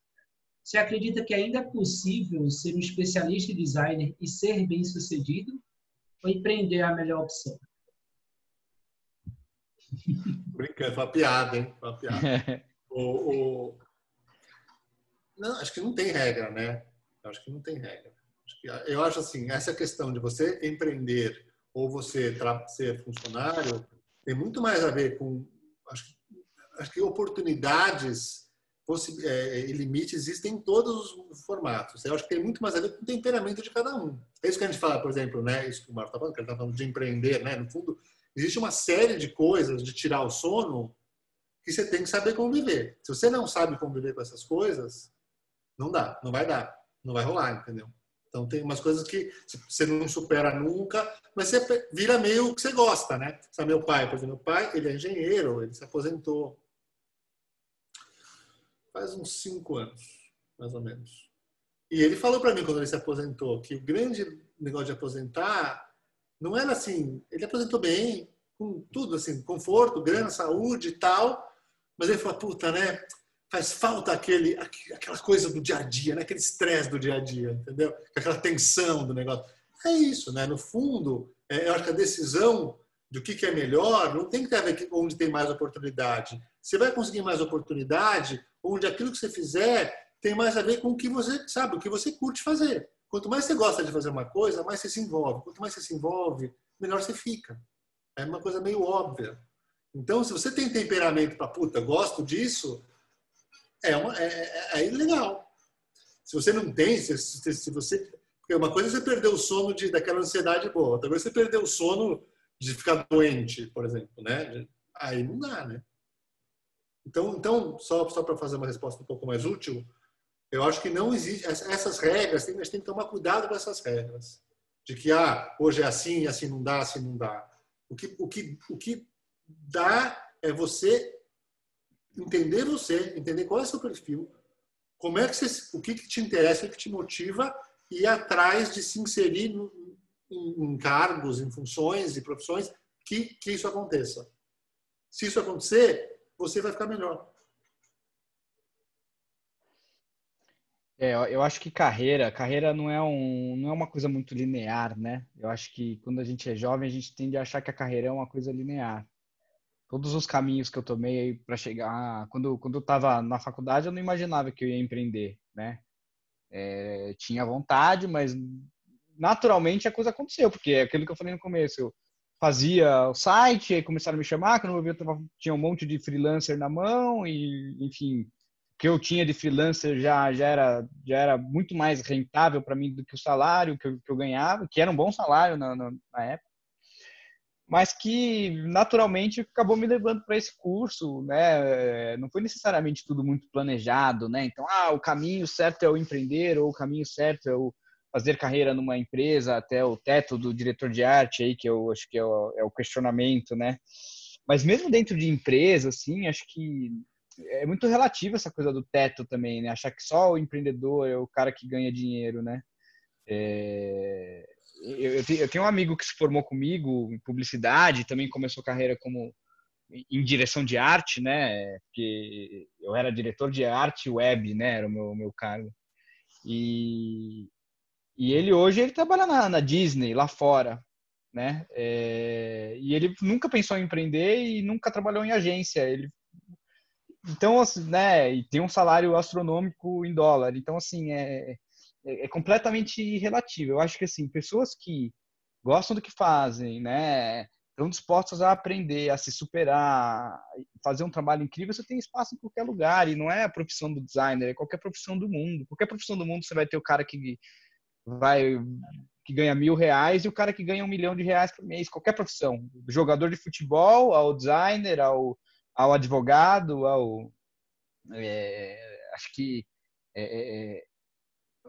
eu acho que em vez de pensar em carreira, é pensar como é que eu vou fazer nessa área, né? Pensar como é que eu vou fazer um trabalho completamente fora da curva sempre, né? Isso aí, o resto que vai vir vai ser consequência, porque as oportunidades vão aparecer, né? E mais do que isso, acho que a carreira do designer e a carreira de todo mundo que trabalha com economia criativa, né? Cada vez mais, todos os estudos que a gente tem hoje em dia apontam como as carreiras do futuro, né? Porque antes era aquela coisa das carreiras valorizadas, era quem sabia fazer conta muito bem, a coisa do engenheiro, né? O advogado, mas cada vez mais profissões que o seu dia a dia você não tem uma dose de criatividade, e quando eu falo advogado, não quer dizer que o advogado não é criativo, tem advogados que são muito criativos, e esses advogados vão ter espaços... Exato. E esses vão ter espaço sempre. Agora, o advogado que fica ali mais naquela coisa processual, etc., esse cara vai ser substituído por um robô muito em breve, né? Um engenheiro que só faz cálculo e tal, e não é o cara que é super criativo, esse cara também vai ser substituído por um robô. Parece que, enfim, mais da metade das profissões que existem hoje não vão existir em muito pouco tempo, né? Eu não tenho o dado certo aqui, então não vou nem ficar chutando, mas é um dado absurdo, assim, de todos os estudos que se fazem sobre as profissões do futuro. E todos dizem a mesma coisa, a profissão do futuro é gente que sabe lidar com gente e gente que sabe, que consegue criar coisas, né? Então, quem tem esse potencial criativo vai ter espaço sempre. A carreira é uma consequência do bom trabalho, não importa por onde você começou, né? E acho, complementando, que essa coisa isso que você falou de gente sabe lidar com gente, isso é fundamental. Isso é uma habilidade que eu acho que é muito pouco valorizada quando você faz uma faculdade, mas você trabalhando numa empresa, ou empreendendo, ou, enfim, seja lá como for, você saber trabalhar com gente, saber se relacionar com fornecedor, com cliente, com todo mundo, com funcionário, com chefe, e isso é meio uma coisa básica. Isso, assim, você pode ter a capacidade técnica que for. Se você não souber, não for desenvolvendo essa capacidade de como se relacionar com diferentes tipos de pessoas, com diferentes demandas, com diferentes momentos, não tem muito jeito, não.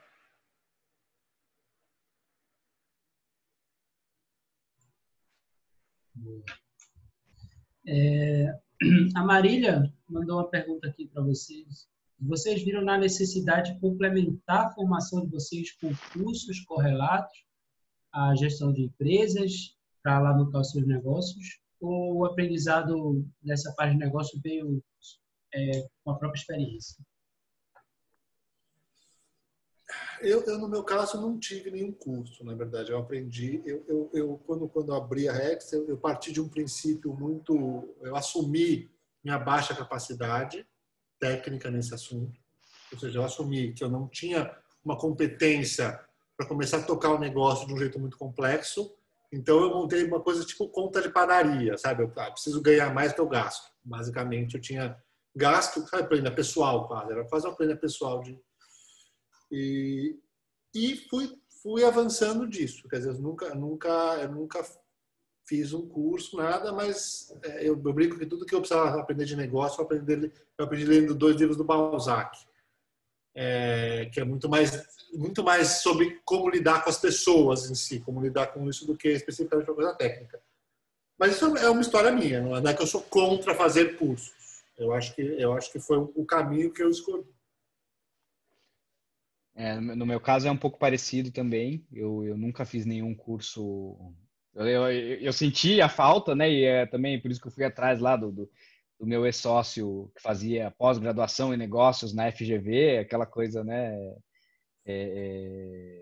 Mas eu nunca estudei. Lógico, a gente estuda todo dia, né? Eu acho que além da experiência prática, eu sempre fui muito autodidata, né? E hoje em dia com a internet é muito fácil você ser autodidata, né? Então eu preciso aprender como é que se faz um fluxo de caixa, porque entendi que isso aí, se não fizer, vai dar merda, né?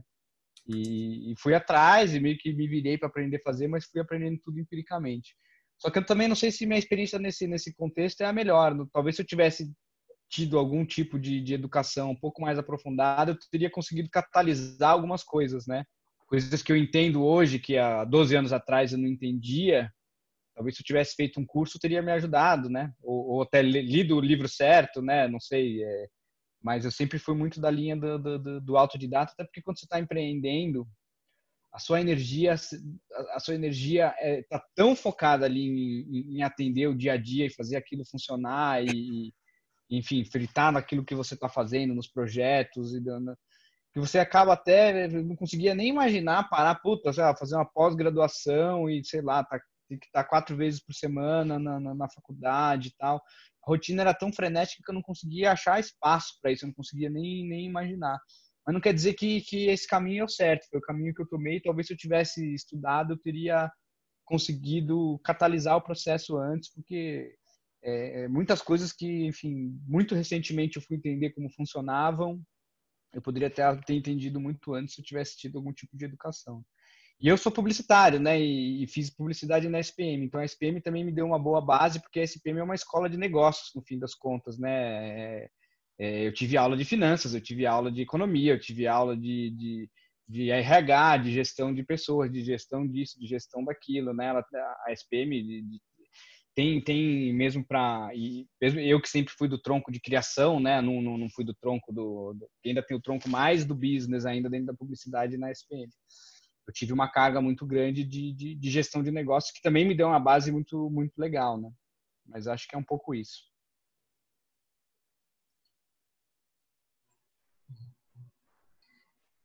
A Jéssica, ela disse que gostaria de saber como construir um briefing bem feito para atender a expectativa final do cliente. Só faz pergunta que não tem resposta, né? Na verdade, assim, existe, né, o mito do briefing perfeito, né? O briefing perfeito ele é quase um mito mesmo. Eu acho que muito, eu pelo menos no que eu faço, na minha trajetória, é muito, muito, muito raro eu ter encontrado um briefing 100% claro. Eu acho que com o tempo você vai pegando, eu fui pegando jeitos de como já antever coisas que ali podem dar errado, né? Mas não adianta, porque existe uma dose do mistério no briefing, vamos dizer assim, que é, no fim, o que a pessoa espera que você faça, né? Porque se você fala assim, não, quero que você explique tudo clarinho como você quer, a pessoa fala, mas você não vai criar? Por mais que essa imagem de criação que o cliente tenha seja meio equivocada, o briefing de design, ele chega a um certo ponto. Porque tem um ponto depois que é o ponto da descoberta, que é aquela parte do projeto que é o novo do projeto, né?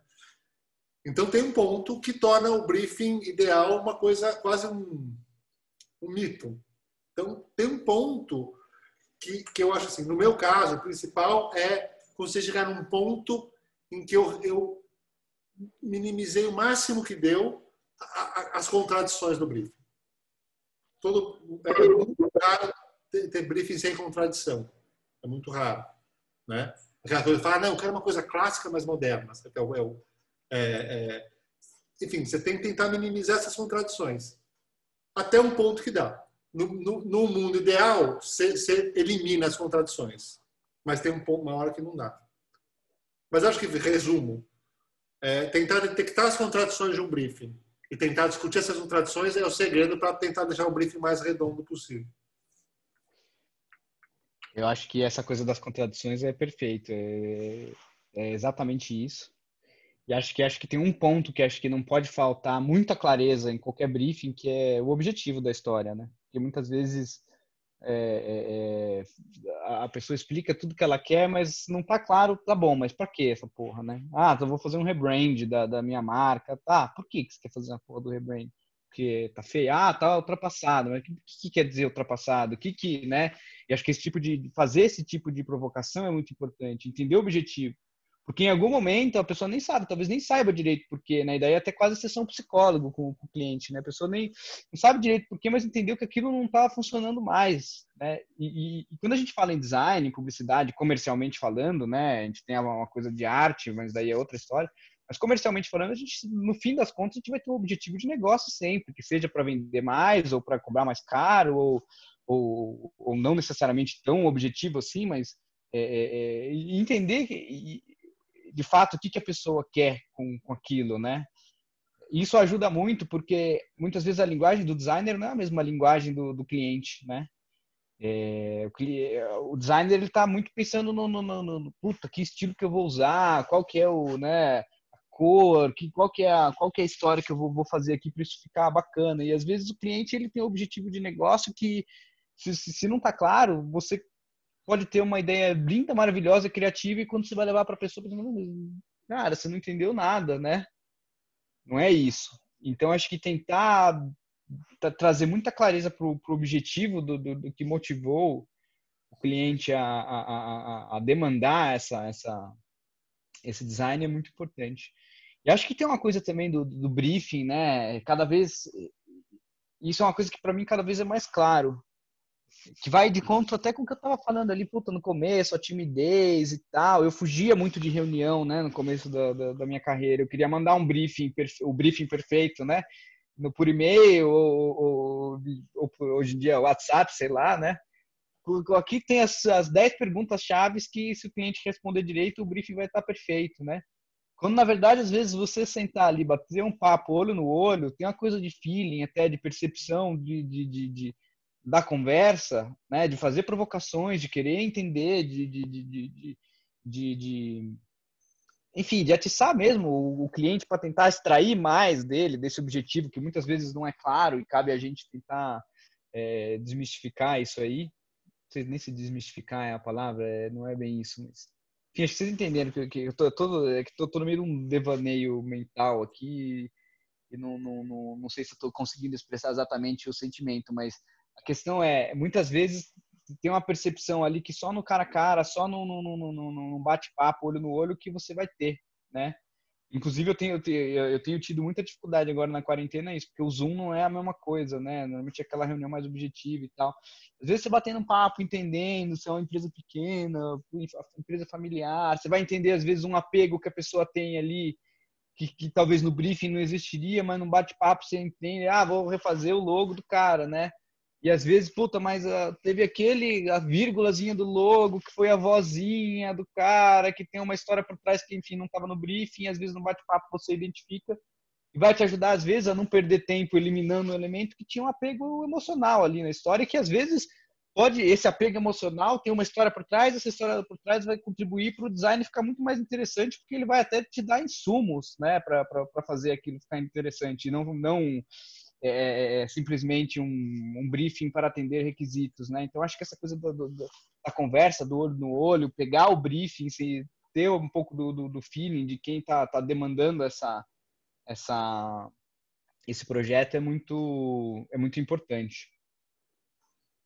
Super concordo com isso também. E de volta, você vê que eu super concordo com isso que o Mauro falou, e também sou adepto dessa vertente, e acho que isso traz de volta também a gente aquela coisa de relacionar com gente, entendeu? Acho que assim, é uma coisa subvalorizada na prática profissional, mas não deveria ser. Porque o trabalho de design, essencialmente, é um trabalho de diálogo. Então, antes de desenvolver, sabe, a capacidade disso, de você ir numa reunião, olhar para a pessoa e falar, já sei o que ela quer dizer com moderno, porque todo brief de design é isso, né? O design tem a palavra moderno. Em algum momento, a pessoa fala que quer uma coisa mais moderna.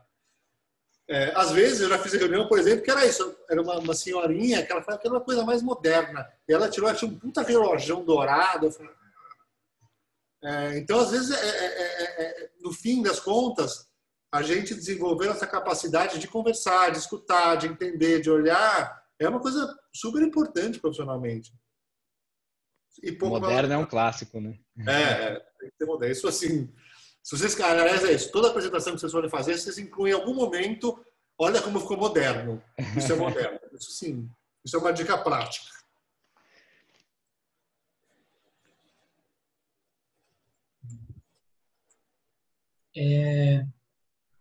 A gente está chegando aí às 7h23, a gente tinha combinado até às 7h30, não sei se vocês dois podem passar um pouquinho, mas já estamos nas últimas perguntas já. A Djaina contou um pouquinho da história dela, ela falou que uma coisa que acontece com ela, né, ela disse que quando tem uma vaga para design, ela cumpre poucos dos requisitos exigidos. Ela perguntou se vale a pena se candidatar ainda assim. Tipo, uma vaga tem 5 requisitos, ela só cumpria 2. Então, ela está perguntando se ela deve prosseguir e se candidatar mesmo assim. Depende, assim, bom, tem duas coisas aí. Uma coisa assim, suas chances são menores. Mas isso não é o que vai fazer você se candidatar ou não. Para você se candidatar ou não, é importante saber esses 3 que você não tem, são 3 que você quer ter, queria ter, ou são 3 que fala, puta, eu preciso de um emprego, estão pedindo aqui que eu tenho que conhecer música barroca e dança flamenca. Coisas que eu não tenho interesse, mas eu quero. Aí é melhor não, né? É um pouco assim, são situações diferentes. Né? Agora, valer a pena depende do quanto você quer aquele lugar ou não. Né? Assim, é claro que as chances são menores, né? Mas, se você quer aquele lugar e quer ter os 3 requisitos que você não tem, você tem que saber preparar alguma coisa que leve isso em consideração. Não assim, mandar só os 2 e torcer para não perceberem que você não mandou os 3. Eu acho que cai até na coisa que eu e o Gustavo falamos no começo da primeira pergunta ali sobre o portfólio, né? De você ter uma adequação Não com a coloca história, um né? desenho à mão para cobrir esses que estão faltando. Ter uma adequação, né, na história. Então, assim, eu não sei exatamente quais são os 5 requisitos que estão pedindo e quais são os 2 que você tem, mas você acha que, por exemplo, eu vou dar o mesmo exemplo que eu dei. É uma vaga de web design, ou seja, essencialmente você vai fazer interfaces para sites, né? E aí ele diz que você precisa conhecer HTML, CSS, experiência com UX, Photoshop e Illustrator. Você fala, puta, eu tenho Photoshop e Illustrator, mas eu não sei programar porra nenhuma de HTML e CSS, né? Então eu não cumpro parte dos requisitos, né? Mas eu estudei, estou muito interessado em entrar nessa coisa de web design, desenvolver interface, desenvolver experiência de usuário, né? Fazer site. É o que eu estou a fim de fazer e eu sei que eu vou conseguir fazer um bom trabalho nisso. Então aí você tem adequação. Ah, mas faltaram os outros requisitos. Legal. E aí vai a dica do Gustavo também, né? Não deixar. Ah, não percebeu que não tinha. Você manda um e-mail, ó, tô me aplicando para essa vaga, eu vi que vocês precisam que entenda de HTML e CSS aqui. Eu não entendo. Mas olha aqui, eu tenho trabalhos muito legais que eu fiz, eu quero trabalhar nessa área e eu tô disposto a aprender e fazer um curso e, enfim, e também para conseguir preencher esses 2 requisitos que faltam. Porra, legal, se eu recebesse um currículo assim, o portfólio da pessoa é legal, tá faltando aquilo, mas a pessoa está disposta a correr atrás, se eu gostar do portfólio, gostar da pessoa na entrevista, tá dentro. Mesmo faltando os requisitos que precisavam, porque eu sei, principalmente uma vaga de começo de carreira, porque acho que todo mundo que tem uma certa um bom senso, né? Você não vai esperar que a pessoa recém-formada ou até para uma vaga de estágio que está estudando ainda vai ter múltiplos expertises, etc, né? Então, é natural que a maior parte dos currículos que cheguem, dependendo do que se pede na vaga, não preencham todos os 5 requisitos mesmo. Agora, vai de entender quais são os requisitos que faltam e de quanto você está a fim de correr atrás e deixar claro, ó, não tenho, mas eu vou correr atrás. Inclusive, se estou me matriculando semana que vem no curso avançado, curso básico de HTML e CSS. Se precisa disso, a gente corre atrás. Eu nunca pensei que ia precisar programar, porque eu sou designer, mas se vai precisar. E isso é outra dica, tá? Eu sei que tem muita gente aqui o tema era sobre UI, né, e etc. Não sei exatamente o conteúdo que vocês tiveram até agora, mas eu estou fazendo um parênteses aqui que não tem nada a ver com a pergunta, mas é fundamental, se você quiser ser um bom profissional de UI, você entender pelo menos o básico de uma programação, tá? Porque senão o que acontece? O que eu vejo, né? O designer, web designer ou designer de interface que entende de código, ele tem ele consegue fazer uma entrega muito mais rica porque ele sabe como aquilo funciona, muito mais adequada, né? O que acontece muitas vezes? A pessoa não tem menor conhecimento, então ele produz ali uma interface no Photoshop como se ele tivesse, ou no Adobe, ou de prototipação do Adobe lá, como se ele estivesse fazendo um cartaz, né? Aí bate ali depois, ele não precisa ser um programador, depois vai ter o programador que vai desenvolver aquilo. Aí bate lá no programador front-end e vai falar assim, puta que eu pariu, quem que fez essa interface? Eu vou matar, o cara viajou. Não dá para fazer isso, ou isso aqui que... Para fazer essa firulinha que o cara fez aqui, eu vou levar uma semana para fazer isso aqui. Tá louco, né? Então, às vezes, a pessoa corre o risco de fazer uma coisa que é pouco eficiente e, ao mesmo tempo, corre o risco de, por não conhecer os recursos, se limitar e também, como eu não sei o que dá, o que não dá, eu vou fazer o arroz com feijão aqui que eu sei que vai funcionar. Às vezes, a pessoa tem um conhecimento e fala, não, isso aqui eu sei que dá para fazer. E se o programador vier falar que não dá, eu vou falar, olha, e se fizer assim, assim, essa... Eu tô falando isso porque minha carreira girou muito em torno disso, né? Eu programava um pouco quando eu comecei. Eu comecei como web designer que fazia tudo. Eu programava, fazia o layout, fazia tudo. Aí entrei numa agência que já era uma coisa estruturada, agência grande. Então você tinha lá o programador back-end, programador front-end, o arquiteto da informação e você tinha o diretor de arte e o designer interfaceiro lá, né? O designer de interface, né? Aí eu fazia uma interface, batia lá no programador, o programador falava assim... mas isso aqui não dá para fazer. Como eu tinha um pouco de conhecimento, e programador tenho muitos amigos programadores, mas é difícil de lidar, viu? Porque tem uma categoria que gosta de encurtar o braço quando precisa, né? Conheço programadores incríveis, tá? Mas assim, mas é muito comum, onde der o cara fala assim, pô, isso aqui não dá, né? Isso aqui você fala, não, mas e se a gente fizer essa solução assim, tal, né? E você não precisa ser um grande expert em código, mas se tiver o conhecimento básico, vai te ajudar muito nessa carreira, se essa é a carreira que faz sentido para você, tá? Fecha parênteses. Só retomando um pouco antes do parênteses, acho que assim, tem uma coisa que... Não foi essa coisa de você falar, não sei fazer, mas eu vou fazer. Eu já contratei gente que falou assim, olha, eu vim aqui, eu nunca trabalhei com isso, mas eu quero fazer, eu já contratei. Eu acho que assim, tem uma coisa que está em falta hoje, que é essa coisa de sentir seriedade, sentir que a pessoa está afim. Isso está muito em falta hoje. Então, às vezes as pessoas acham que portfólio é fazer uma coisa, fazer um show pirotécnico, quando na verdade, às vezes, só de você sentir que a pessoa fala, puta, eu tô afim, tô com seriedade, hoje em dia, por mais triste que isso seja, já é um puta diferencial, meu. Que hoje em dia o que tem de gente blasé com 21 anos achando que sabe tudo, e não adianta, porque você pode até achar que você é blasé com 21 anos, mas você chega para conversar, sabe, comigo, com o Mauro, não cola, entendeu? Porque você vai falar, tá bom, vai, tá bom. A pessoa pode ser talentosíssima. Não é esse o ponto. Eu acho que assim, para trabalhar em equipe, o primeiro ponto é trabalhar em equipe. Não à toa que trabalhar em equipe, enfim, por mais que besta que pareça, as pessoas esquecem isso. E se você quer escolher, quando você quer montar uma equipe, qual a primeira coisa que você quer das pessoas que trabalham com você? Que elas também se dediquem quando você se dedica. Isso assim, é meio uma coisa tão óbvia, parece tão óbvia, mas isso está em falta.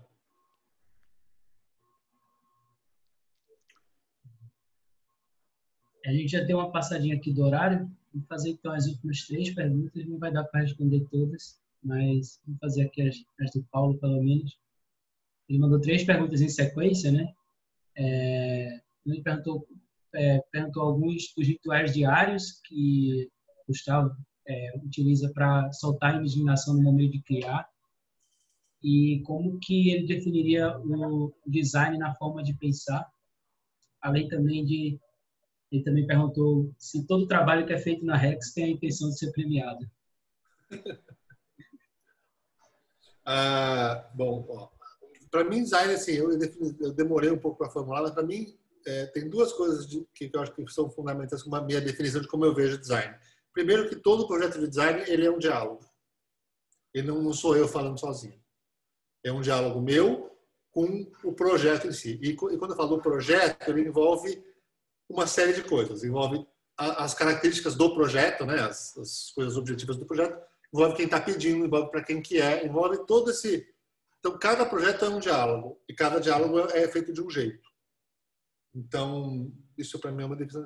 E também que todo projeto de design ele tem 2 funções, que é inserir e diferenciar. Existe uma ideia de que o projeto de design, criação é diferenciar, isso é diferente. Não. O projeto de design, primeiro, ele insere. Você fala assim, eu sou uma sopa. Ah, agora para mim você vê uma sopa, você não vê uma girafa. Mas eu sou uma sopa diferente das outras sopas, porque eu sou assim. Então, assim, essas duas coisas, que o design é um diálogo, o projeto de design é um diálogo, e que todo projeto de design, ele ao mesmo tempo deve inserir e diferenciar, são, acho que, duas coisas gerais que eu posso definir. Agora, do prêmio, não, né? Não. Na verdade, assim, todo projeto que eu faço para a Rex, eu espero que eu fique feliz. É o grande objetivo. Acho que tem uma coisa que, assim, eu arrisco muita coisa, às vezes. E arriscar, às vezes, você perde, né? Em coisas muito diferentes você perde, mas às vezes dá certo, e aí, às vezes, vem prêmio. Mas o prêmio não é o prêmio não é uma coisa que guie. E do Rituais eu não tenho. Eu sempre trabalho. Assim. Na verdade, assim, eu acho que assim, tem uma coisa, pessoal, sem querer estender muito, já que essa coisa da criatividade, do bloqueio, eu vejo isso que nem músculo. Você exercita, você vai exercitando, aí você vai pegando jeito, você vai ficando bom, você vai pegando jeito, você vai exercitando, você para de exercitar, atrofia. Mas se você vai exercitando sempre, chega uma hora que não tem, você senta e faz. Você senta e as coisas começam a vir, né? É lógico que no começo isso demora. Acho que o grande, se eu tenho alguma dica para falar, assim, existe, na hora que você fala, puta, para onde eu vou aqui, hoje em dia você consegue achar coisas prontas muito fáceis. Só que se você vai pegando a coisa pronta, ela resolve rápido. Até pode ficar bacana. Só que você não exercita isso. Você não desenvolve essa musculatura de raciocínio. E isso, no médio prazo, é uma merda. Porque, assim, você precisa... Assim, a hora que você pega essa musculatura, você entende que é isso, né? Agora é só exercitar. O risco da hora que você pegar a musculatura é falar, bom, agora parei já, e aí cai tudo, né? Mas não tem nenhum ritual específico. Não. Eu acredito mesmo em esforço mesmo, sabe? É ficar fazendo.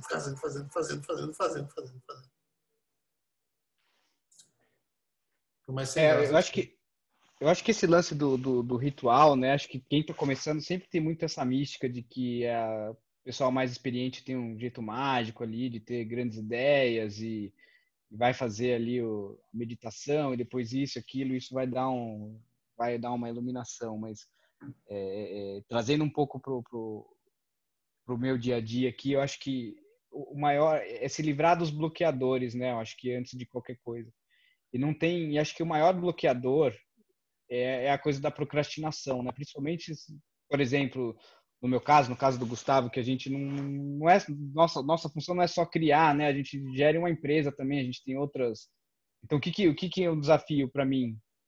É que sempre que aparece uma tarefazinha para fazer, né? Eu vou botando na frente, né? Vou deixando para depois que você vai ter que fazer mais complexo, enfim, ter que criar um conceito, uma coisa mais que exija um pouco mais de cérebro, né? E o ser humano tem essa mania de ir botando na frente a tarefa mais fácil, né? E vai deixando para o final. Aí chega no final, você fala, puta, fudeu, não tenho mais tempo, né? E você tem que resolver aquilo muito rápido. E acho que a procrastinação é uma coisa que bloqueia muito. Só que, ao mesmo tempo, o senso de urgência, muitas vezes, é o maior motivador criativo que tem, assim.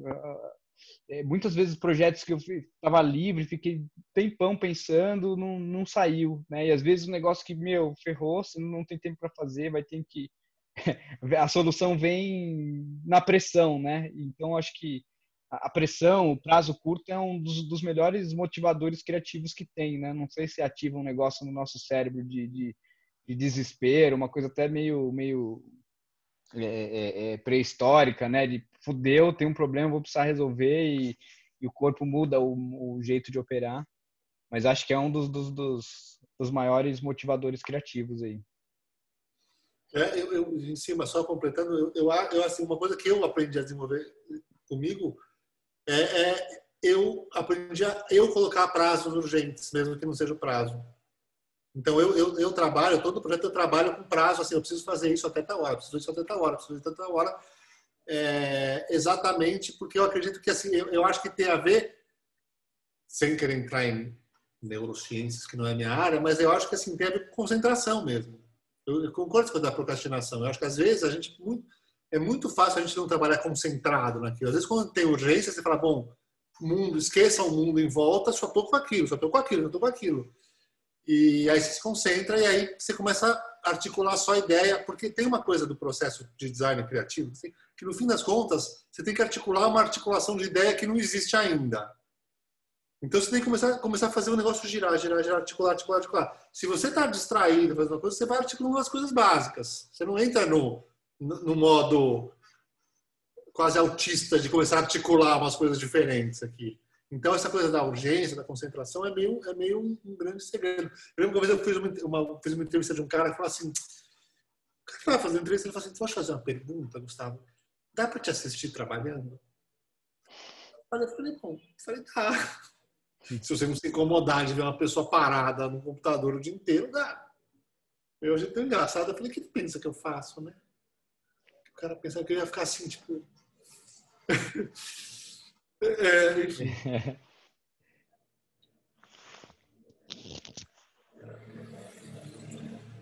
Bom, valeu, pessoal.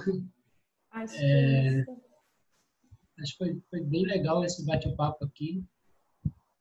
E certamente trouxe um pouquinho da experiência de vocês dois aí, um pouco para o pessoal que está começando agora essa carreira e quer entrar aí no mercado de trabalho. Eu queria estender o convite aqui para todos, dizer que fico à disposição para qualquer dúvida, qualquer orientação aí que vocês possam ter, deixar o meu canal aí super aberto, tá? Para mandar currículo também, porque, enfim, eu tô com 3 vagas abertas ali que tô precisando preencher. Então, Sabe o que não incluir no currículo? Já sabe o que não incluir no currículo. Eu vou até deixar meus contatos aqui. Se tiverem qualquer outra dúvida, se quiserem algum tipo de orientação, de luz, estamos aí, tá? Eu vou deixar meu LinkedIn aqui. Eu vi que tem uma pergunta ali sobre currículo em LinkedIn versus currículo PDF. No fim, o que vai importar é o portfólio. Lógico, o currículo é importante, mas se o currículo for uma folha de Word sem diagramação para ver o que a pessoa fez, quais são os cargos, é isso que importa, né?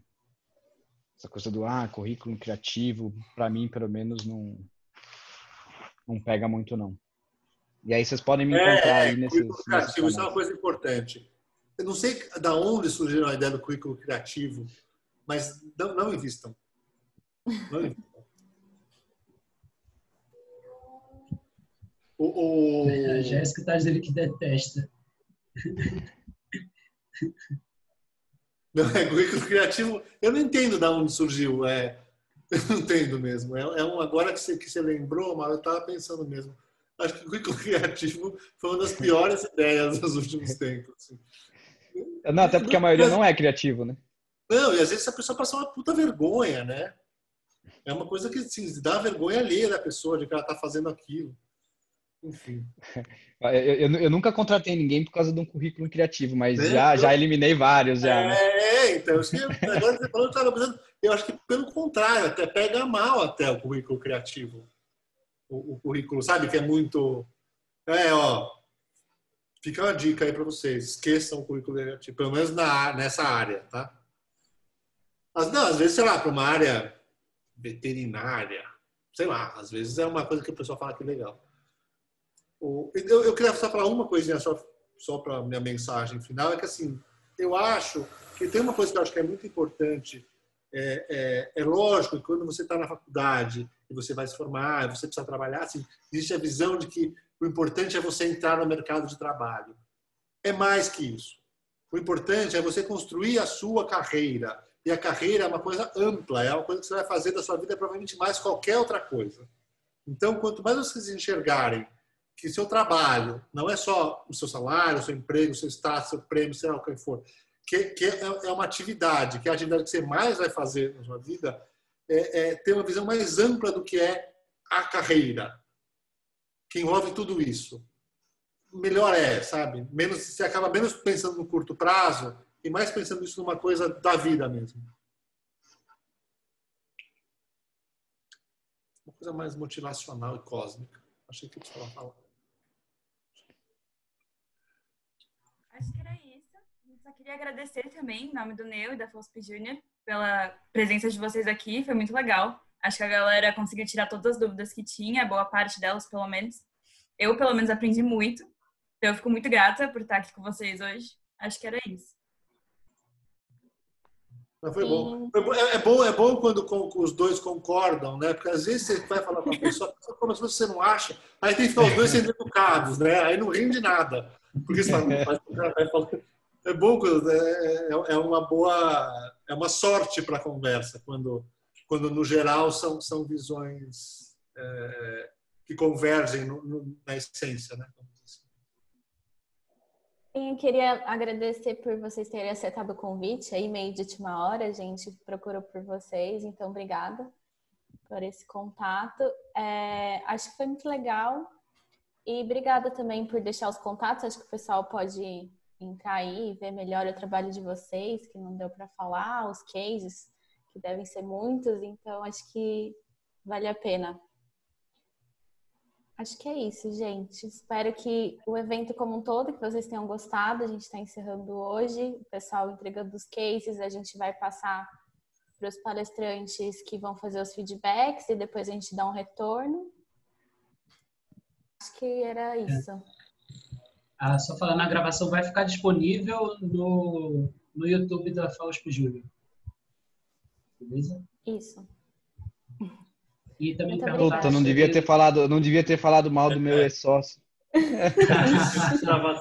Pensando, meu Deus do céu.